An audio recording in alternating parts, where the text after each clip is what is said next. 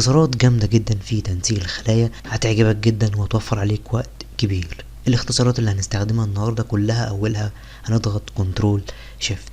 لو احنا عايزين نعمل التاريخ زي ما احنا شايفين فوق كده بالشكل ده او بالتنسيق ده، فهنحدد كل البيانات كنترول شيفت وعلامة الشباك في الكيبورد هيعمل معانا زي ما احنا شايفين قدامنا. الوقت لو عايزين نحط قدامه AM او PM فهنحدده كده وهنضغط كنترول شيفت وعلامة الات زي ما احنا شايفين قدامنا هتتعمل على طول برضه. فلو عايزين نضيف علامة كده اللي هي كام في المية هنحدد الصف كله وهن كنترول شيفت نضغط رقم 5 في الكيبورد اللي هي علامة في المية. لو عندنا عملات وعايزين نضيف قدامها علامة الدولار بالشكل ده فهنحددها كده ونضغط كنترول شيفت رقم 4 علامة الدولار هتتعمل معانا على طول.